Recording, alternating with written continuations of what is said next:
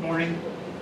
I'll be mercifully brief. I had the privilege of meeting Norman and Musa in 1985 when Norman came out to do a sabbatical in the bacteriology, I think it was part of the genetics department, and Musa was working in the laboratory of a public health project, rail workers in Maine or something. But one of the inevitable or perhaps potential outcomes of outliving all of your colleagues is you never know who they're going to finally dredge up to come up and say something nice about you.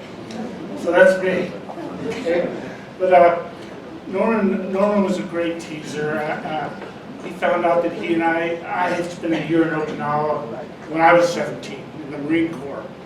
And so I would tease him that he must have been there during the Civil War.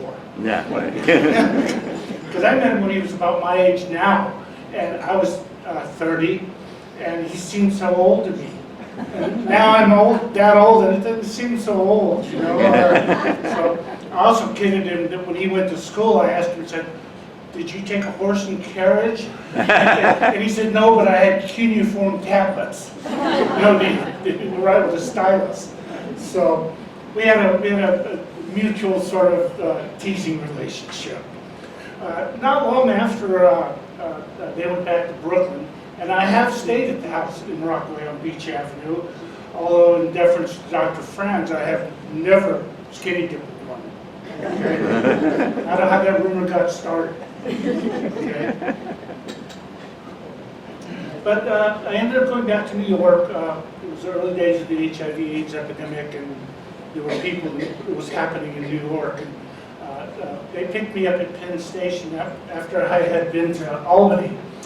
And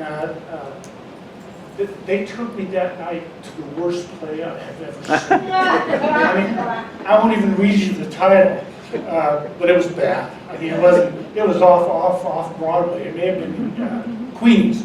It was off Broadway.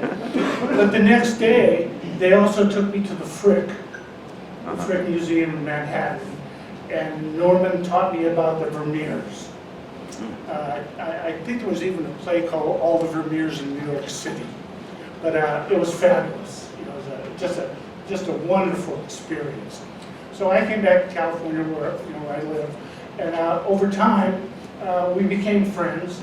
They sort of had a bi-coastal relationship. They didn't seem to both be in the same place except for short periods of time. But we would do things with Norman. Over the years, one of the things that we did a lot was wine tasting.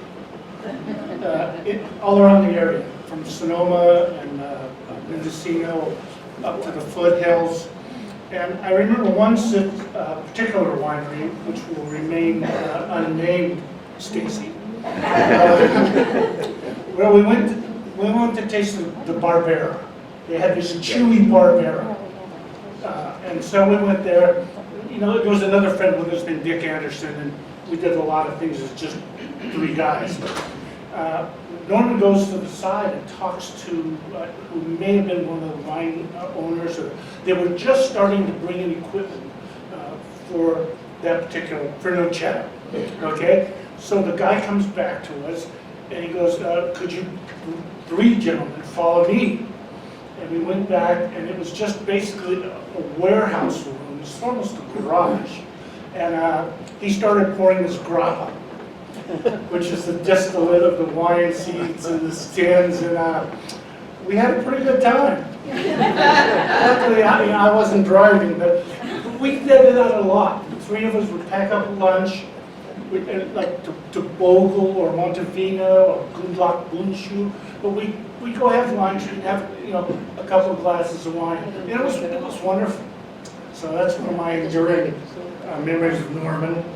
Also, the same fellow, Dick Anderson, we used to sail. Not a lot, but Dick had a boat down in the Delta. And if you've never sailed down there, it can really get blowing, because the wind comes in from the west and the Delta runs north to south down there by Rio Vista. So we're out there one day, we have a nice casual lunch. Luz is there, my wife Dawn was there, and we had a nice lunch, and started to tack down towards the bridge, and the wind really came up. I mean, it started, because it can just get really fierce. We were doing a broad reach downwind, and we were heeled over about 30 degrees. My feet were on one gunnel, and the back of my head was on the other gunnel, and it's just blowing like crazy, and Dick is struggling with the main sheet, and Norman just as casually as can be says, you know, Dick, you may want to just let that out. And I mean, nothing exciting. I thought we were going to turn the boat over. Just let out that main sheet a little bit. And so Dick did, and the boat popped back up. Well, everybody here has mentioned dinner at the Eaton. You know, I was in my early 30s, and the round table chatter with my contemporaries was pretty weak. I mean, it was, you know, it was sports and business. But we'd go to the Eatons, my wife and I, and there'd be this intellectual conversation of a much higher level. It was very edifying. You know, woe be unto the person that had gone to dinner with booze and hadn't read the New Yorker that week. You know, there'll be a quiz afterwards. But I do remember the Moroccan chicken, the polenta, the sorbet that Norman made, his own sorbet. And I didn't eat desserts very much, but Norman would always give me a glass, a snifter of brandy while everybody else was eating dessert before the coffee. So I have to say that those are enduring memories.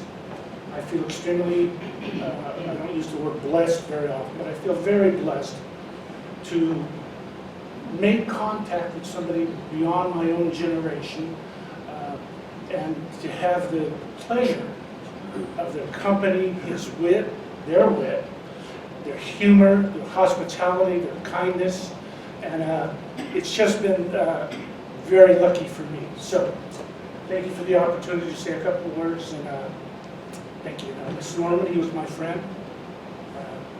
Like you say, we still have enduring memories, and so he still lives on within us. So thank you very much.